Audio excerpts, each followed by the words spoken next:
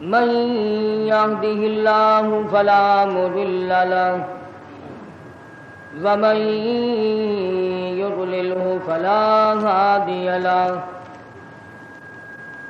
ونشهد أن لا إله إلا الله وحده لا شريك له ونشهد أن سيدنا وسندنا ونبينا وشفيعنا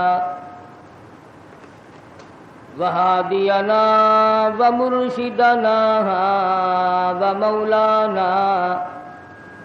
ومولانا محمدا عبده ورسوله أرسله بالحق بشيرا ونذيرا صلى الله تعالى عليه وعلى آله وأصحابه وأزواجه وذرياته وبارك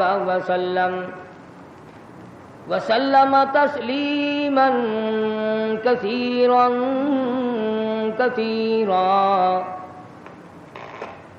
أما بعد فأعوذ بالله السميع العليم من الشيطان الرجيم بسم الله الرحمن الرحيم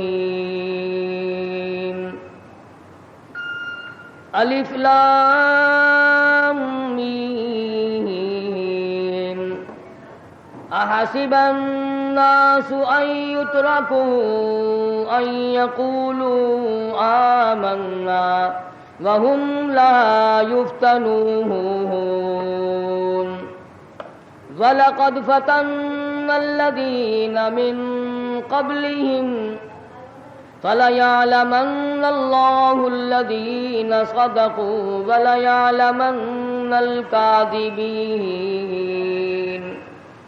وقال الله تبارك وتعالى وعد الله الذين آمنوا وعملوا الصالحات منكم ليستخلفنهم في الأرض كما استخلف الذين من قبلهم وليمكنن لهم دينهم الذي ارتضى لهم وليبدلنهم من بعد خوفهم أمنا وقال النبي صلى الله تعالى عليه وسلم افضل الجهاد كلمة حق عند سلطان جائر صدق الله مولانا العلي العظيم وصدق رسوله النبي الكريم ونحن على ذلك لمن الشاهدين والشاكرين والحمد لله رب العالمين اللهم صل على محمد وعلى آل محمد كما صليت على إبراهيم وعلى آل إبراهيم إنك حميد مجيد اللهم بارك على محمد وعلى آل محمد كما باركت على إبراهيم وعلى آل إبراهيم إنك حميد مجيد. قرآن کریم کی دو آیتیں مختلف جگہ سے تلاوت کی. امام الانبیاء محبوب کبریا حضرت محمد مصطفیٰ صلی اللہ علیہ وسلم کے ارشادات میں سے ایک حدیث شریف پڑھی. اللہ پاک جل شان ہو محض اپنے فضل و کرم سے مجھے ان کا صحیح ترجمہ عرض کرنے کی توفیق عطا فرمائے آمین. اور صحیح مفہوم سمجھانے کی توفیق عطا فرمائے آمین. ہم سب کو سمجھ کر سن کر عمل کی توفیق عطا فرمائے آمین. اور اس عمل کو اللہ پاک آخرت میں ذریعہ نجات بنائے آمین. میں نے ان دو آیتوں کی تلاوت عمدن کی ہے آج، اور وہ اس لیے قرآن کریم کا بیشتر حصہ، کافی سارا حصہ ہم مولوی لوگ آپ کے سامنے بیان نہیں کرتے.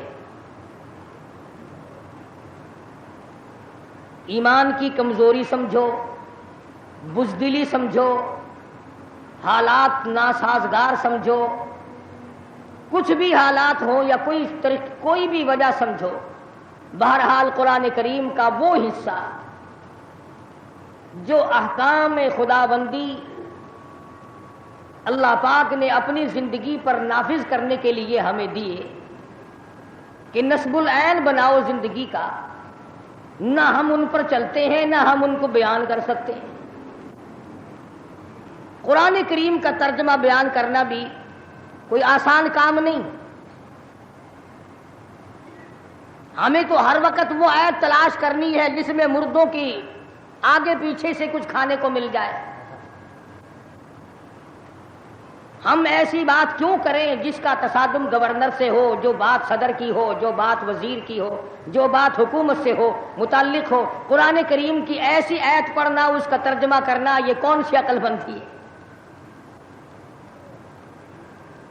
کیا عرض کروں، آپ کو بھی معلوم ہے، مجھے بھی پتا ہے، میں تو ریڈیو اور اخبار اتنا سنتا بھی نہیں۔ جشن آزادی کل ہم لوگوں کا ہے، یوم پاکستان ہے، اللہ پاک پاکستان کو قائم دائم رکھے، آمین۔ اور یہ جو پاکستان کو بیچتے ہیں، اللہ پاک ان سے پاکستان کی حفاظت فرمائے، آمین۔ استحکام ملک کو مل سکتا ہے آئین سے۔ ملک کے استقلال کا مدار ہوا کرتا ہے قانون۔ جس اسلام اور ایمان اور قرآن اور نبی کریم صلی اللہ علیہ وسلم کے فرمان کا سن 46 میں مسلمانوں سے وعدہ کیا گیا تھا، وہ خواب آج تک شرمندہ تعبیر نہ ہو سکا۔ آئے اور چلے اور مر گئے، آئے اور چلے گئے اور مر گئے، لیکن خدا کے قرآن سے فریب کیا، اللہ کے نظام سے دغا کی، دھوکہ کیا، قوم سے دھوکہ، خدا سے دھوکہ، خدا کے قرآن سے دھوکہ۔ نسلیں بدل گئی، اتنا لمبا عرصہ گزرنے کے بعد آج تک اسلام کی بسم اللہ شروع نہ ہو سکی۔ اور آپ کو معلوم ہے کچھ لوگ ابھی زندہ ہیں کہ کن حالات میں پاکستان بنا، اور کیا لوگوں کا خیال تھا، اور کیا سوچ تھی، اور کیا تصور تھا، اور پھر بنا ہوا کیا دیکھا۔ علماء اکرام نے ہمیشہ جدوجہد کی، علماء حق نے ہمیشہ للکارا۔ انہوں نے یہ آواز نکالی کہ مولوی آپس میں لڑتے ہیں، ہم کون سے مولوی کا اسلام نافذ کریں۔ قطب عالم حضرت مولانا احمد علی صاحب لاہوری سب قید رحمت اللہ علیہ نے 52 علماء کی کمیٹی کراچی میں بٹھا کر شیعہ، سنی، دیوبندی، بریلوی، اہل حدیث تمام علماء سے ایک دستاویز کرا کر ان کو تیار کر کے ان کے حوالے کر دی کہ آئین خداوندی میں ہمارا کوئی اختلاف نہیں۔ تو علماء کی بات تو ختم ہو گئی۔ اب رہی بات یہ کہ وہ کون لوگ تھے جنہوں نے پاکستان بنایا اور کس طرح سے یہ ملک بنا۔ پیسے سے نہیں بنا، ان سرمایہ داروں اور ذمہ داروں سے نہیں بنا،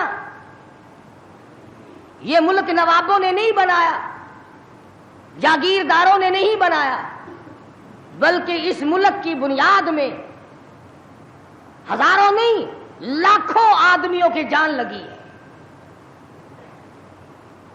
سڑکوں پہ قافلے کٹ گئے، گاڑیاں پوری ٹرین کٹ گئی، لوگوں کو نماز جنازے نہ ملے، قبر نہ ملی، کفن نہ ملا، غسل نہ ملا۔ اور یہاں تک دیکھا گیا کہ بعض لوگوں کے سیریوں کو، کھوپڑیوں کو جنگلوں میں کتے گھسیٹے پھرے۔ اتنی جدوجہد اور اتنی قربانی کے بعد یہ ملک اللہ تبارک و تعالیٰ نے عطا فرمایا۔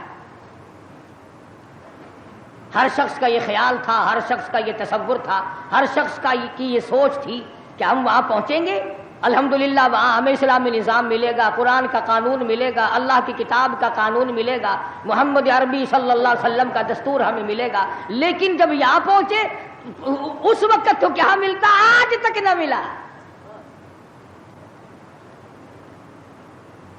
قرآن کریم میں اللہ تبارک و تعالی جل شانہ نے اعلان کر دیا، الف لام میم احسب الناس، کیا لوگوں کا یہ خیال ہے، کیا لوگوں کا یہ گمان ہے، کیا لوگوں نے یہ تصور کر رکھا ہے، کیا لوگوں نے اپنے دلوں میں یہ بات بٹھا رکھی ہے، احسب الناس ان یترکوا ان یقولوا آمنا، یہ کہ اتنا کہنے پر چھوڑ دیے جائیں گے آمنا، ہم تو تیری ذات کو مانتے ہیں۔ اتنا کہنے پر چھٹکارا ہو جائے گا، موت کے وقت کامیاب ہو جائے گا آدمی، قبر کے وقت کامیاب ہو جائے گا، پلسرات میں کامیاب ہو جائے گا، میدان حشر میں کامیاب ہو جائے گا، صرف اتنا کہنے سے آمنا، او پروردگار میں تو تیری ذات کو تسلیم کرنے والا تھا، میں تو تجھے ماننے والا تھا۔ اب آواز آتی ہے، ارے تم بھی دوستوں کو پرکھ کے دیکھتے ہو، رشتہ داروں کو آزما کر دیکھتے ہو، وَهُمْ لَا يُفْتَنُونَ، میں بھی تو تمہیں آزما کر دیکھوں گا، تم کیا کرتے ہو، زبان سے کیا کہتے ہو اور عمل کیا کرتے ہو۔ وَلَقَدْ فَتَنَّا الَّذِينَ مِن قَبْلِهِمْ فَلَيَعْلَمَنَّ اللَّهُ الَّذِينَ صَدَقُوا وَلَيَعْلَمَنَّ الْكَاذِبِينَ۔ فرمایا البتہ تحقیق میں خدا کی یہ عادت ہے، میں خداوند کریم کا یہ مزاج ہے، میں پروردگار عالم کی یہاں یہ طریقہ ہے، میں بھی آزما کر دیکھا کرتا ہوں، یہ مجھے ماننے والا زبان کی نوک سے مانتا ہے یا دل کی کوٹھڑی میں بھی میرے لیے کوئی جگہ موجود ہے، میں بھی دیکھتا ہوں۔ لیکن آج حالات یہ ہیں، پروردگار عالم نے ہمیں پرکھا، ہمیں آزمایا، فرمایا وعد اللہ الذین آمنوا وعملوا الصالحات منکم، اللہ پاک فرماتے ہیں میرا ایمان والوں سے وعدہ ہے اور جو کام اچھا کرتے ہیں تم میں سے لیستخلفنہم فی الارض، میں ان کو زمین کی بادشاہت عطا کروں گا، ان کو ملکیت عطا کروں گا، ان کو میں دنیا کا اقتدار بخشوں گا، کما استخلف الذین من قبلہم، جیسا کہ میں نے پہلے لوگوں کو بھی آزمایا یوں ہی دے کر اقتدار۔ مگر ہم لوگ اقتدار کی نشے میں، کمانے کھانے کے نشے میں، تجارت کے نشے میں، زمین کے نشے میں، اپنی دولت کے نشے میں یہ سوچنا بھی بھول گئے کہ پروردگار عالم نے کتنا بڑا کرم کیا، کتنا بڑا فضل فرمایا کہ لوگوں کی قربانی سے یہ ملک بنا۔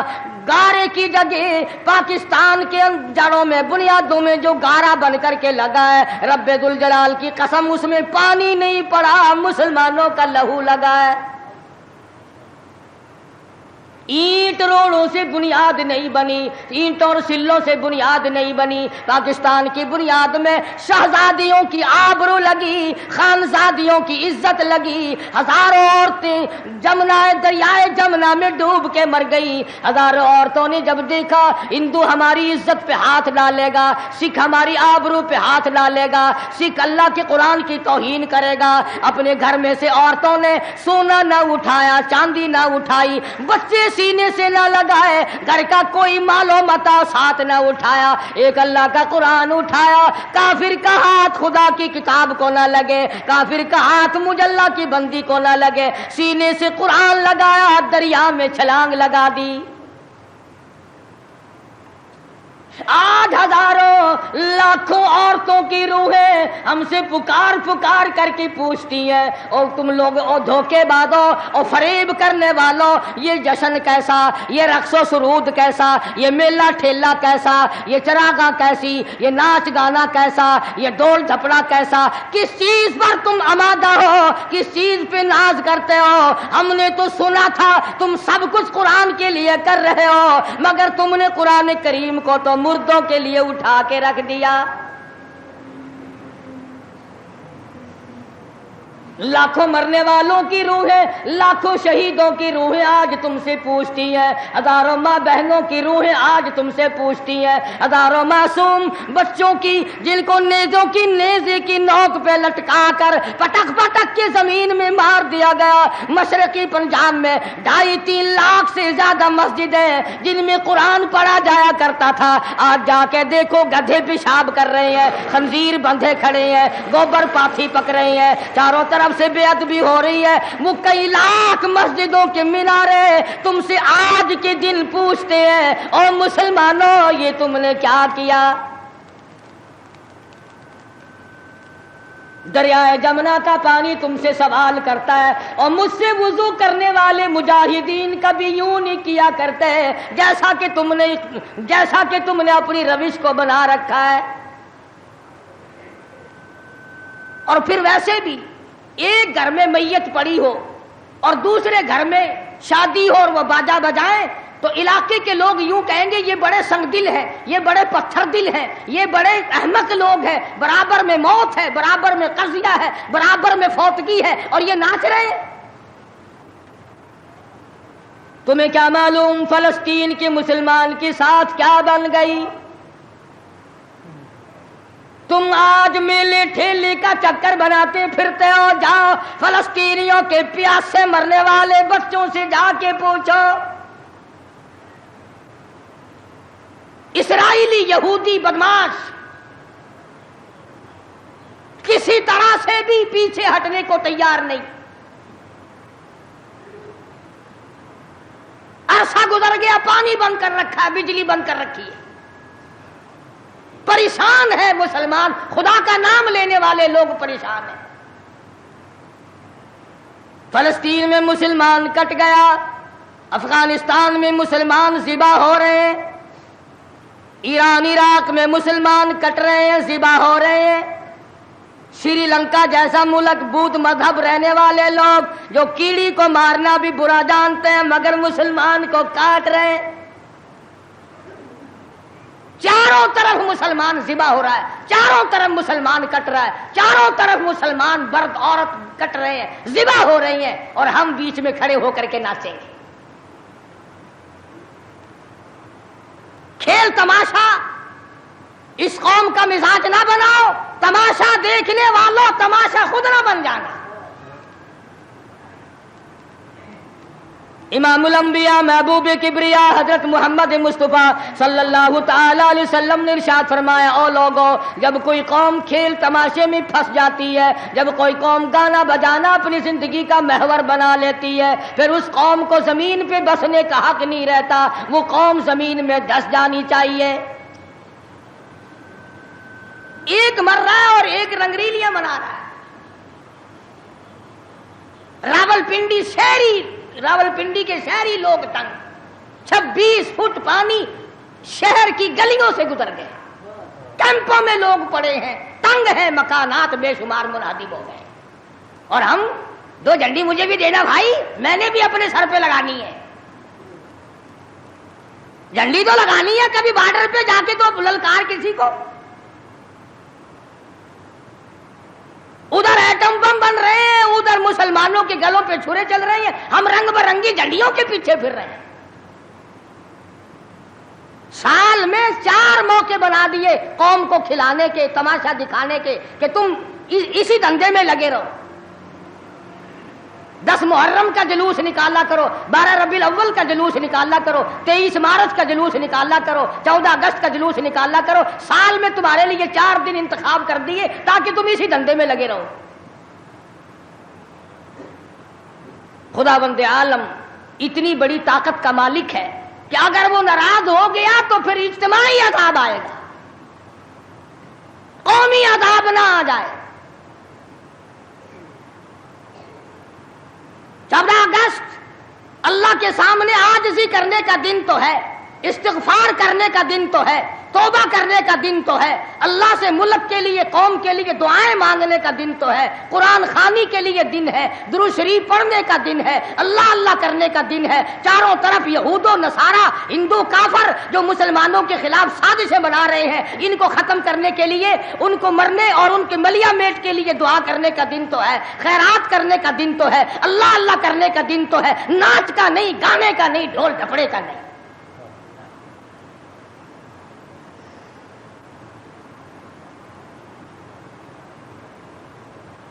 ترقی اس کا نام نہیں کہ فلاں جگہ اونٹوں کی دوڑ ہو گئی، فلاں جگہ گھوڑوں کی دوڑ ہو گئی، فلاں جگہ لوگوں کی دوڑ ہو گئی اور فلاں جگہ چھوکروں کی دوڑ ہو گئی۔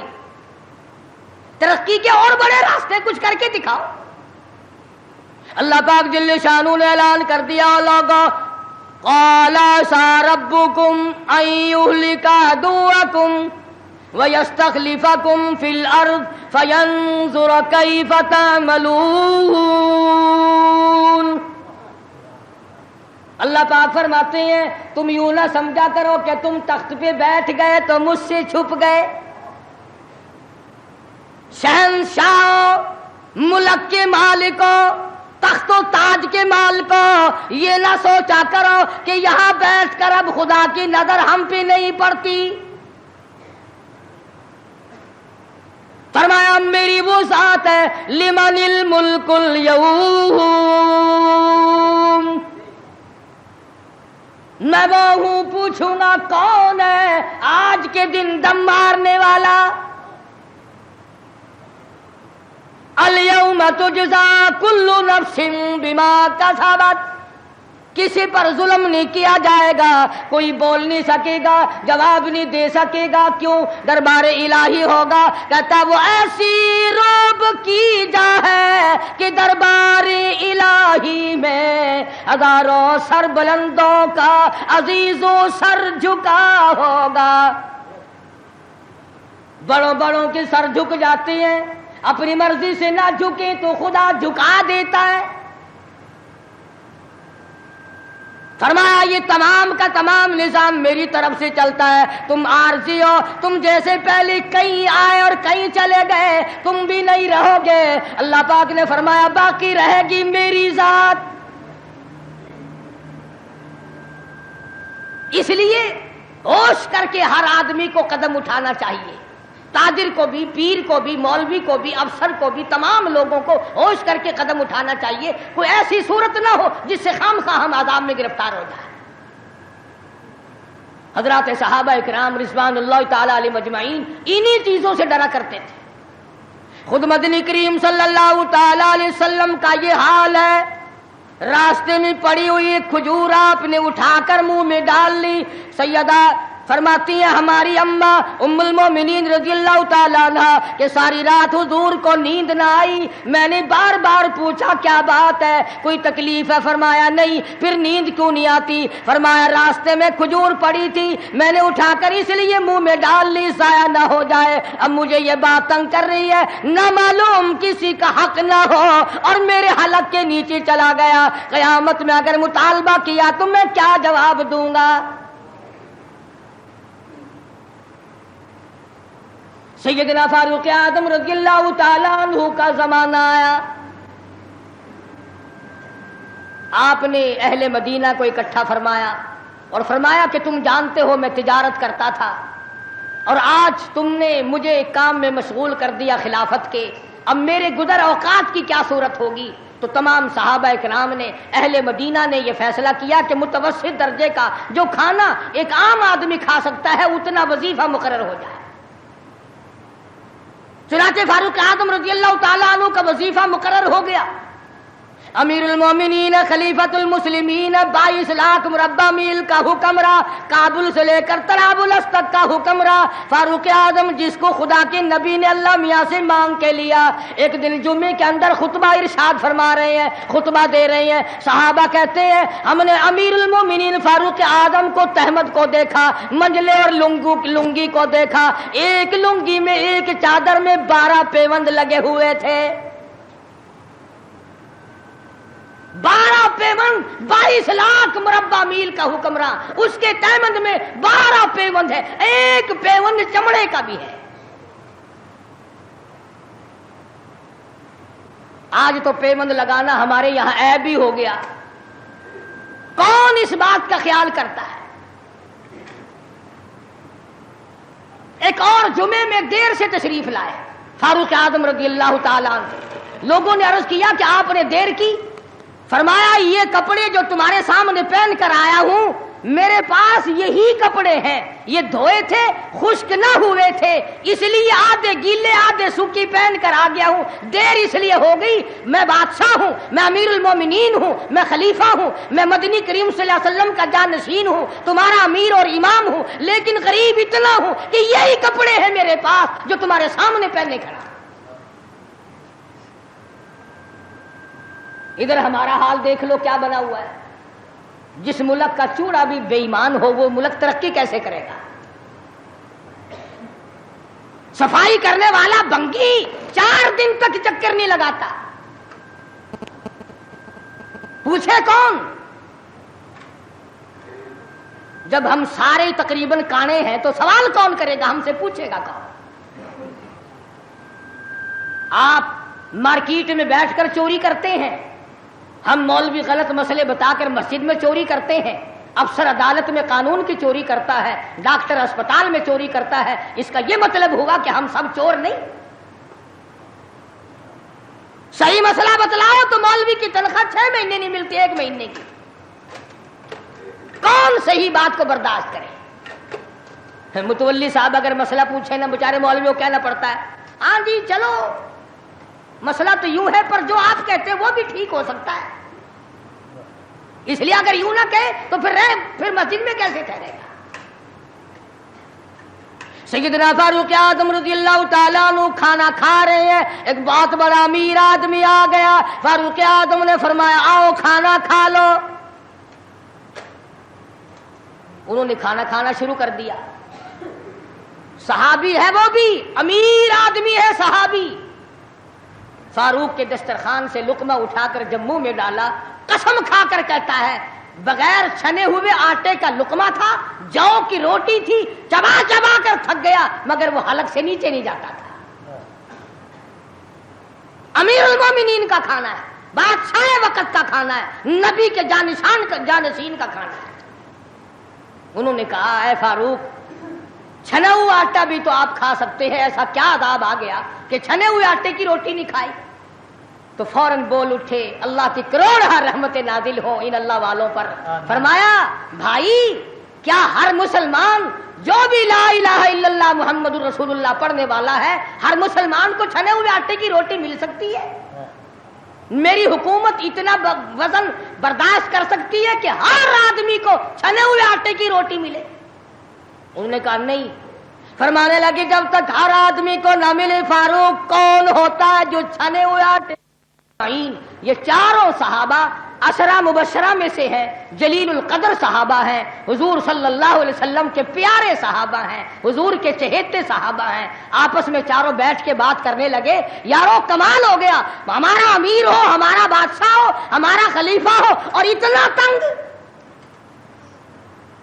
اتنی تنگ دستی میں زندگی کٹ رہی ہو. تو وہ کہنے لگے کہ پھر کیا ترکیب ہو؟ ان سے کہا جائے کہ کچھ وظیفہ بڑھا لو, کچھ اپنا خرچہ بیت المال سے بڑھا لو. کسی کی جرت نہ ہوئی. ایک صحابی نے مشورہ دیا کہ یوں کرو, سیدہ حفصہ رضی اللہ تعالی عنہا فاروق اعظم کی بیٹی ہیں اور محمد عربی سب کہہ دو صلی اللہ علیہ وسلم کی گھر والی ہے, ان سے جا کر درخواست کرو, بیٹی اپنے ابا سے کہے گی شاید بات بن جائے. یعنی فائدہ بھی فاروق کا ہو, مطلب کی بات بھی فاروق اعظم کی ہو, مگر کہنے کو کوئی تیار نہیں. اتنا ڈر ہے کہ یہ اپنے مطلب کی بھی نہیں سنے گا. آج کل تو ہمیں بنا کے لانے پڑتے ہیں کہ پہلے ہمیں کوئی مولانا کہنے والا ملے, فلاں صاحب کہنے والا ملے, شاہ صاحب کہنے والا ملے, 7 چمچے لے جانے پڑتے ہیں. فاروق اعظم رضی اللہ تعالیٰ عنہ اپنی لخت جگر سیدہ حفصہ رضی اللہ تعالیٰ عنہ سے ملاقات کے لیے گئے. حضرت حفصہ رضی اللہ تعالیٰ عنہ نے عرض کر دیا ابا جان یہ کیا حالت بنا رکھی ہے, یا یہ کیا پریشانی کی حالت ہے, یہ کیا تنگی کی حالت ہے, آپ کچھ وظیفہ بڑھا لیں, آپ کچھ اپنا خرچہ بڑھا لیں, اس لیے کہ مسلمان لوگ اس حالت کو دیکھنے کے لیے تیار نہیں. اب تو کہہ دینا چاہیے تھا کہ بھی جو کچھ وہ بڑھانا چاہیں بڑھا دیں, تنگ تو میں واقعی ہوں. فرمایا اے حفصہ تو ان لوگوں کے نام بتا جو تیرے پاس فرمائش کرنے آئے تھے. اور فرمایا سب سے پہلے او حفصہ او میری لخت جگر, اے میری بیٹی تیرے سامنے زندگی گزری ہے محمد عربی صلی اللہ تعالی علیہ وسلم کی, تو حضور اکرم صلی اللہ علیہ وسلم کا کھانا بتا. حضرت حفصہ کہنے لگی ابا جان میں محمد کریم صلی اللہ علیہ وسلم کی روٹی پکایا کرتی تھی, آٹا سامنے رکھ کر پھونک مار دیا کرتی تھی, جتنا گھاس اڑ گیا باقی بیچ میں پکایا کرتی تھی. اور فرماتی ہیں زیتون کے تیل کا ڈبہ رکھا ہوا تھا, تیل ختم ہو چکا تھا. ایک دن میں نے نیچے کی تل چھٹی گاد نکال کر روٹی کے اوپر چپڑ دی. آپ صلی اللہ علیہ وسلم نے نوش فرمائی, فرمایا حفصہ آج روٹی بڑی مزیدار لگی ہے. اور فرمانے لگے ثم لتسألن یومئذ عن النعیم.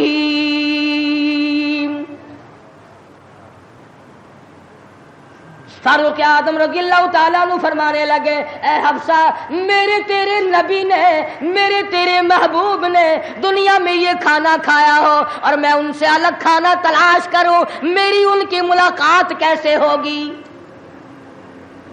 اور فرمایا اے حفصہ بستر بتا محمد کریم صلی اللہ تعالی علیہ وسلم کا. فرمانے لگی ایک ٹاٹ کی لمبی ساری چادر بنی ہوئی تھی, دوپہر گرمی میں اس کو چار طے کر کے بچھا لیا جاتا تھا, سردیوں میں آدھا نیچے آدھا اوپر اوڑھ لیا جاتا تھا. فاروق اعظم رونے لگے حفصہ محمد کریم صلی اللہ علیہ وسلم اس حالت میں رخصت ہو گئے. اور پھر آپ نے پوچھا اے حفصہ آخری وقت میں مدنی کریم صلی اللہ علیہ وسلم کے بدن مبارک پہ لباس کیسا تھا.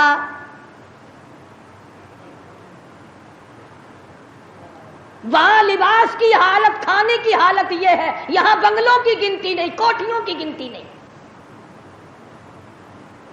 اور یہ نہیں سوچتے اگر عذاب آ گیا تو یہ بنگلے یہ کوٹھیاں نہیں بچا سکیں گی.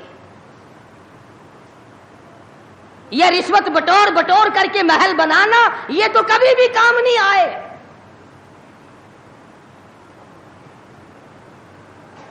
لوگوں کے ذہن کو گندا کرنے کے لیے طریقہ کار بنا رکھے ہیں. خدا کی بات پرس سے کون پیچھے رہ سکتا ہے؟ جب وہ پکڑتا ہے پھر توبہ کی مہلت نہیں دیتا. فرعون کے سر میں 400 سال تک درد کبھی نہیں ہوا, نزلہ کبھی نہیں ہوا.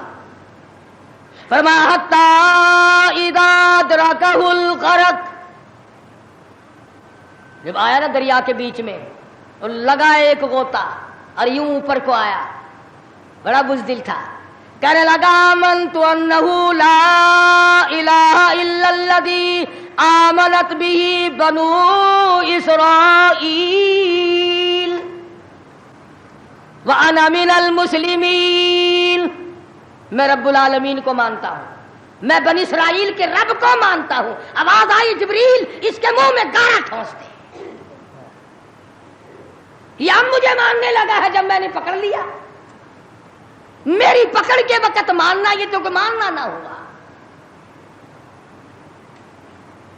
کوٹے میں کتنا بڑا عذاب آیا, سینکڑوں آدمی مر گئے, کتنے لاپتہ ہو گئے. چاروں طرف خلقت خدا کی پریشان ہے, بس ایک ہی آواز آ رہی ہے تیاری کرو, مکان چمکاؤ, دکان چمکاؤ, بازار چمکاؤ, دندہ بے شک نہ ہو پر چمکائے رکھو. اور جیسے عورتوں میں بیماری نہیں پھیل جاتی, 80 سال کی بڑھیا سرخی لگا کے چل دیتی ہے. چمک, کارنامے کی چمک پیدا کرو, اعمال کی چمک پیدا کرو, ایمان کی چمک پیدا کرو. محمد کریم صلی اللہ علیہ وسلم کے نظام کو چلا کر وہ چمک پہ دھمک پیدا کرو, وہ ترقی پیدا کرو کہ دنیا کی قوم کو پتا چل جائے کہ یہ اللہ اور اس کے رسول کے ماننے والے بن گئے. اب ان سے خطرہ کھاؤ. تمہیں معلوم ہے فاروق کے ایک ایک کپڑے میں پیوند تو 12 تھے، پیٹ میں روٹی جو کی تھی، مگر چاروں طرف کے کافر کانپا کرتے تھے، لرزتے تھے کہ اگر فاروق کا ادھر سے گزر بھی ہو گیا تو بات بگڑ جائے گی۔ یہاں تک حالات بنے صحابہ کرام کے اللہ تعالیٰ کی کروڑ رحمت نازل ہو، صحابہ کرام کی قبروں پر آمین کہو کہ 5 لاکھ کے مقابلے میں 5 محمد کے غلام کامیاب ہو گئے،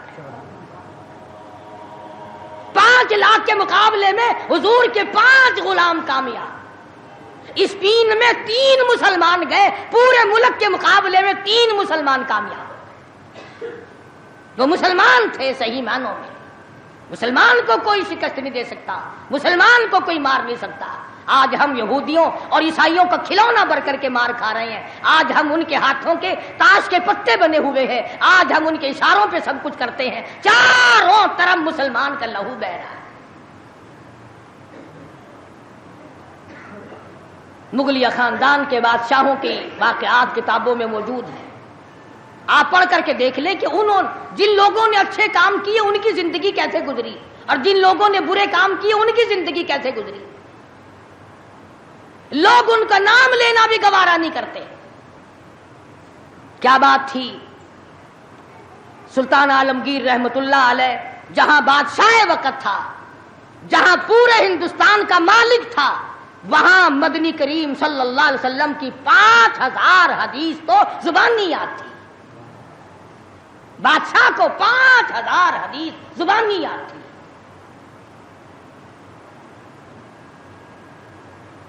سلطان صلاح الدین خلجی رحمہ اللہ بادشاہ گزرا ہے، ہمارے یہاں عربی مدارس میں ہدایہ کتاب پڑھائی جاتی ہے 2 سال میں، پڑھنی آتی ہے سمجھی تو کیا جائے گی۔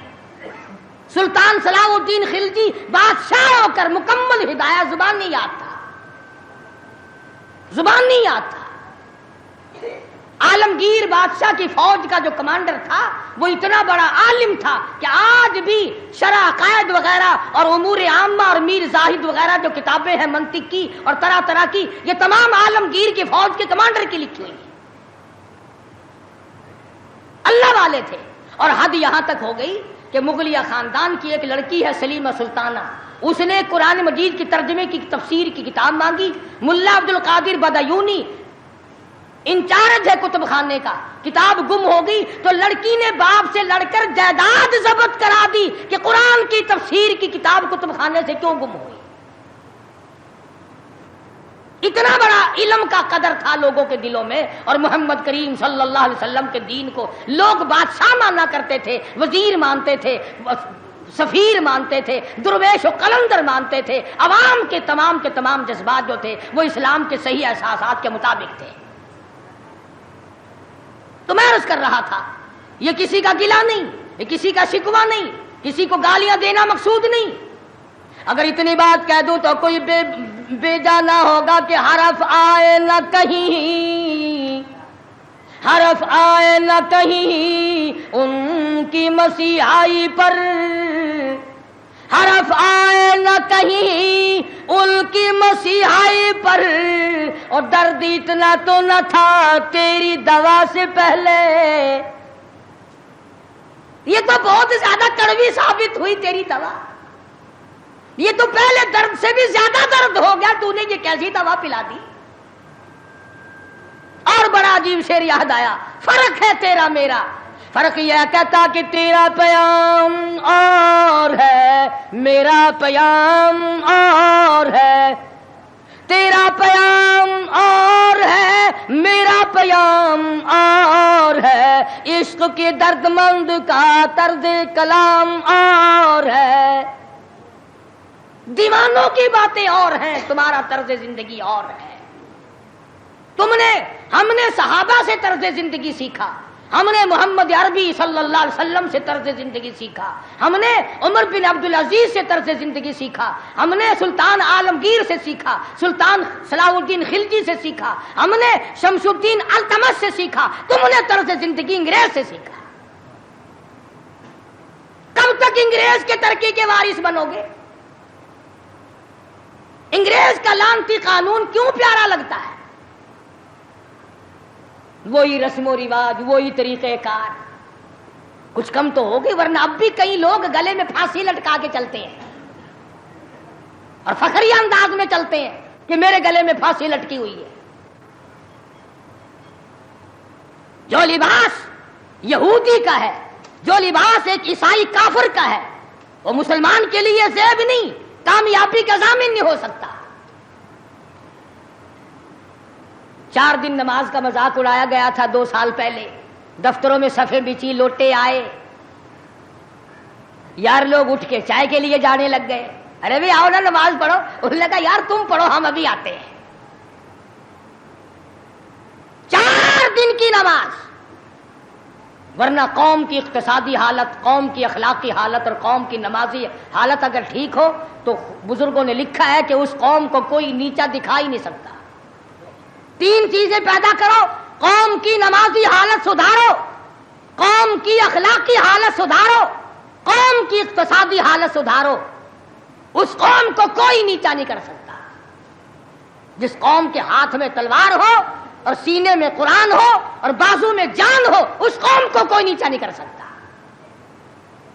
لیکن جو قوم ناچ گانے کی عادی بن جائے، جو قوم میلے ٹھیلوں کی عادی بن جائے، جو قوم رسم و رواج کے پیچھے لگ جائے اور خدا کے قرآن کو صرف مردوں کے لیے اٹھا کے رکھ دے، اس قوم کا خدا کے پاس کوئی ضمانت نہیں ہے. میں یہ عرض کر رہا ہوں کہ چاروں طرف مسلمانوں پہ مصیبت ہی مصیبت ہے. اپنے ملک میں بھی، کوٹے میں، راولپنڈی میں، فلسطین میں، ایران عراق میں، افغانستان میں، سری لنکا میں، چاروں طرف مسلمانوں پر عذاب آیا ہوا ہے. تو ہمیں اللہ میاں سے ڈرنا چاہیے، ہمیں خوف کھانا چاہیے، ہمیں دعا مانگنی چاہیے، ہمیں سجدے میں پڑھ کے رونا چاہیے، ہمیں جھنڈیاں لگا کر ناچ نہیں کرنا چاہیے. اور جو ایسا کرتے ہیں وہ غلط ہے، جو کراتے ہیں وہ بھی غلط ہے. ہم اس بات میں کسی سے نہیں ڈرا کرتے. حکومت کرے، حکومت کرائے، چھوٹے کی یونین کرائے، ایم ڈی اے کمیٹی کوئی بھی کرائے، اس وقت میں یہ حرکت بالکل غلط. تم کو سکھایا کس نے ہے یہ کہ قوم کو کھیل تیشے میں، کھیل تماشے میں پھنسا کر اپنا الو سیدھا کرنا چاہتے ہو؟ قوم کی نمازی حالت کو بہتر بناؤ، قوم کی اقتصادی حالت بہتر بناؤ، قوم کی اخلاقی حالت بہتر بناؤ. قوم کو سمجھاؤ کہ بہو بیٹی کی عزت ایک ہے، بہن بیٹی کی عزت ایک ہے، تم سب کی بہن ایک ہے، تم سب کی عزت اور آبرو ایک ہے، تمہارا خدا ایک ہے، تمہارا نبی ایک ہے، تمہارا کعبہ ایک ہے، تمہاری دلی اللہ پاک نے جنت ایک بنائی ہے اور ایک ایمان کا رستہ بنایا. کسی سے دھوکہ کرنا، کسی سے فریب کرنا، کسی سے دغا بازی کرنا، لوٹ کھسوٹ مچانا، یہ طریقہ بالکل غلط ہے اور فضول اور عبث اور ضائع کرنا. ویسے کہتے ہیں غریب ملک ہے جی، غریب ملک ہے جی، غریب ملک. یہ کروڑوں روپیہ غریب ملک کے پاس کہاں سے آ جاتا ہے ضائع کرنے کے لیے؟ ہم تو یہ کہیں گے کہ کل کو 14 اگست ہے، کل کو زیادہ سے زیادہ عبادت کرو، فلم نہ دیکھو، تلاوت کرو، استغفار کرو. اور وہ شہداء جنہوں نے 47 میں اپنی جانیں قربان کی، اپنی عزت قربان کی، اپنا سب کچھ قربان کر دیا، خدا کی قسم آج تک لوگ ایسے موجود ہیں 36 سال کے بعد بھی سیٹ نہ ہوئے. ان کی روحوں کو قرآن پڑھ پڑھ کر کے بخشو، ان کے لیے بخشش کی دعائیں کرو، خراج تحسین پیش کرو ان لوگوں کو جنہوں نے اس ملک کو حاصل کرنے کے لیے اپنی جان کا قیمتی نذرانہ پیش کیا. تمہارا کیا ہے؟ تمہارا تو ناخون بھی نہیں کٹا. ہاں، تمہیں کیا تکلیف پہنچی تھی ملک بنانے میں؟ کب تم بنانے والوں میں آگے آئے تھے؟ اب جو مرتا اخبار میں آ جاتا ہے فلانا بھی تحریک پاکستان کا بانی تھا، ہم نے بانی دیکھے نہیں. عوام نے بنایا ہے، لوگوں نے بنایا ہے، اور لوگ ہی اس کی خیر خواہی کر سکتے ہیں. اور لوگوں کو چاہیے کہ ایک اور بات میری سن لو آخری، اگر یہ ملک نہ رہا تو پھر مسلمانوں کو روئے زمین پہ جگہ ملنی مشکل ہو جائے گی. جغرافیائی حیثیت سے اس کا محل وقوع ایسا ہے کہ یہ مسلمانوں کے پاس رہا تو چاروں طرف کے مسلمانوں کو سانس آئے گا، اور یہ بچے گا خدا کے قرآن کے صدقے میں، یہ بچے گا نبی کے لائے ہوئے فرمان کے صدقے میں. یہ ہماری کوششوں سے یا ہمارے ہے زیادہ ہتھیار بنانے سے نہیں بچتا ہے.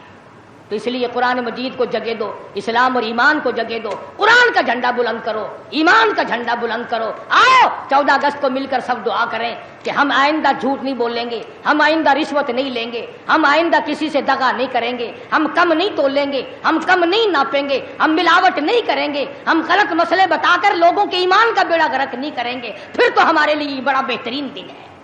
اور اگر ہم ان تمام چیزوں میں سے کچھ بھی چھوڑنے کو تیار نہیں، پھر اس دن کی کوئی حیثیت نہیں، پھر کھیل تماشے کا دن ہے اور کچھ نہیں۔ خداوند عالم نے صاف لفظوں میں فرما دیا کہ ان یترکوا ان یقولوا آمنا، کہ صرف اتنا کہنے پر نجات نہیں ہے کہ اے خدا ہم تیرے ماننے والے ہیں، بلکہ اس کہنے کے بعد اس کے پورے فرمان کو ماننا پڑے گا۔ شکل حضور کے فرمان کے مطابق نبی کی شکل کے ساتھ شکل ملانی پڑے گی، نبی کے لباس کے ساتھ لباس ملانا پڑے گا، نبی کے لائے ہوئے قرآن کو دل و دماغ میں، گھر معاشرے میں، محلے اور کچہری میں جگہ دینی پڑے گی۔ یہ کوئی طریقہ نہیں کہ آگے پیچھے سارے کام یہودیوں والے، عیسائیوں والے، جب کوئی مر جائے تو سارے مسلمان لاؤ قرآن پڑھو، قرآن پڑھو۔ تو قرآن بھی کہتا تو ہوگا کہ مرے بغیر میرا بھی کہیں ٹھکانہ ہی نہیں، جب کوئی مر جائے تو پھر راستہ ملتا ہے۔ تو ایسی صورت میں ہم مسلمانوں کو بڑا سوچ کے چلنا چاہیے۔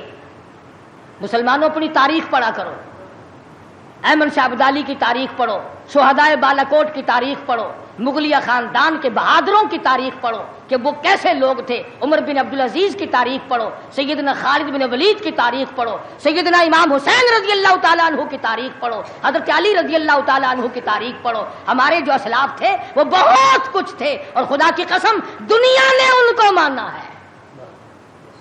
تم بھی مان جاؤ کامیاب ہو جاؤ گے۔ پوری دنیا نے ان کو، جنہوں نے ان کی اقتدا نہیں کی انہوں نے بھی مانا کہ صحیح یہ تھے، ہم غلطی پہ تھے۔ تو اگر ہم مان لیں گے تو الحمدللہ ہم کو بھی اللہ پاک کامیاب فرما دیں گے۔ تو میں نے یہ کچھ بغیر تیاری کے عرض کر دیا۔ جن لوگوں کو زیادہ شوق ہو 14 اگست کی کیسٹ سننے کا، پچھلے سال میں نے بہت کچھ بیان کر دیا تھا، یہاں بچوں کے پاس باہر 14 اگست کی کیسٹ بھی میں نے بھی پوچھا تھا۔ جس کو زیادہ شوق ہو 14 اگست کی کیسٹ سننے کا وہ یہاں باہر سے لیتا جائے اور سوچ لے اور سمجھ لے اور یاد کر لے کہ پاکستان کیسے بنا، کن لوگوں نے بنایا، کون لوگ تھے بنانے والے۔ پاکستان بنانے والے یہ نہیں، جن کے سروں پہ ٹوپ رکھے ہوئے ہیں یہ کہاں تھے بنانے والے؟ یہ جو آکڑے ہوئے پجامے پہننے پھرتے ہیں انہوں نے کب بنایا؟ ہم تمام کے تمام لوگ جب اللہ پاک کی حضور میں دعا کریں گے، اللہ پاک مسلمان کی سنتا ہے۔ تو 14 اگست کی شوق والے کیسٹ والے لوگ لے جائیں، اور آخری جمعے کی الوداعی موت کا منظر جو کیسٹ ہے وہ بیوی بچوں کو اور گھروں میں اور رشتہ داروں اور عزیز و اقربا کو بڑی بہترین ہے۔ اللہ پاک ہدایت کے اسباب پیدا کر دے۔ اگر تیری کوشش سے ایک بیٹی کو نماز کی توفیق ہو گئی، خدا کی قسم کروڑوں روپیہ مل جائے تو اتنا کامیاب نہیں ہوتا۔ کیا جل گیا؟ اللہ تبارک و تعالی ہم سب کا حامی و ناصر ہو اور ساری مسلمان قوم کا پوری دنیا میں نگہبان اور محافظ بن جائے۔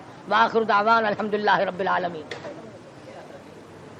اللہم صلی وسلم وبارک علی سیدنا مولانا محمد النبی الامی الہاشمی وعلی آلہ واصحابہ برۃ الکرام۔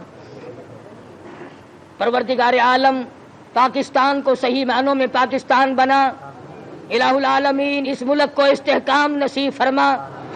یا اللہ پاکستان کو پائیدار اور مضبوط بنا۔ یا اللہ اس ملک میں خدائی نظام جاری فرما۔ یا اللہ قرآن مجید کا نظام جاری فرما، محمد کریم صلی اللہ علیہ وسلم کا لایا ہوا نظام جاری ساری فرما۔ یا اللہ انگریز کے کالے قانون کو مٹا، کفریہ نظام کو مٹا۔ یا اللہ جو اس راہ میں رکاوٹ بنتے ہیں، قرآن نہیں آنے دیتے، انگریز کے قانون کو چلایا چاہتے ہیں، ان کو ہدایت عطا فرما۔ ان کے مقدر میں اگر ہدایت نہیں تو ایسے لوگوں سے پاکستان کی زمین کو پاک فرما دے۔ الہ العالمین پاکستان کو چوروں سے بچا، رشوت خاروں سے بچا۔ یا اللہ جو پاکستان کو تباہ کرنا چاہتے ہیں تو ان کو برباد کر دے۔ یا اللہ پوری دنیا کے مسلمانوں کی غیب سے نصرت فرما۔ یا اللہ فلسطین کے مسلمانوں کی غیب سے اعانت فرما۔ یا اللہ وہ مظلوم مسلمان ہر طرف سے گھرے ہوئے پریشان ہیں، خداوندہ رحم فرما، ان سب پہ کرم فرما، افغانستان کے مجاہدین کو کامیاب فرما۔ یا اللہ یہ ایران عراق جھگڑا مسلمانوں کا آپس میں خامخواہ اٹھا ہوا ان کو ہدایت عطا فرما، ان کو سمجھ عطا فرما۔ یا اللہ پوری دنیا کے مسلمانوں کی جان مال عزت آبرو اور ایمان کی حفاظت فرما۔ یا اللہ سب بیماروں کو شفا عطا فرما۔ کئیوں نے کہا جو بستیوں میں قریب قریب بیمار ہیں، یا اللہ سب کو شفا عطا فرما۔ دور کے نزدیک کے جتنے بھی ہیں، ایک ساتھی نے بتایا کہ 10 مہینے کی بچی 2 مہینے سے بیمار ہے، اللہ پاک اپنے خزانے سے صحت عطا فرمائے، سب کے دکھ دردوں کو دور فرما۔ یا اللہ ناچ گانے سے بچا، رسم و رواج سے بچا، رقص و سرود کی محفلوں سے بچا، میلوں ٹھیلوں سے بچا۔ یا اللہ ہمیں قرآن اور درود شریف کی توفیق عطا فرما، کلمے اور استغفار کی توفیق عطا فرما۔ یا اللہ ہمیں عیسائیوں اور یہودیوں کے نظام سے بچا، ہمیں محمدی نظام عطا فرما۔ یا اللہ مرتے وقت کلمے اور ایمان کی دولت عطا فرما۔ یا اللہ کوٹے اور پنڈی میں جو ہمارے بھائی پریشان، ان کی پریشانیوں کو دور فرما، ان کی تکلیفوں کو دور فرما۔ یا اللہ رحم کا معاملہ فرما، کرم اور فضل کا معاملہ فرما۔ الہ العالمین تمام مسلمانوں کے کاروباری حالت کو اچھا کر دے۔ یا اللہ سب کے روزی رزق میں برکت عطا فرما، وسعت عطا فرما۔ یا اللہ جس کے ذمہ قرض ہو ادا کرنے کی صورتیں پیدا فرما۔ یا اللہ ہمیں اور ہماری اولاد کو نیک اور نمازی بنا۔ صلی اللہ علیہ حبیبہ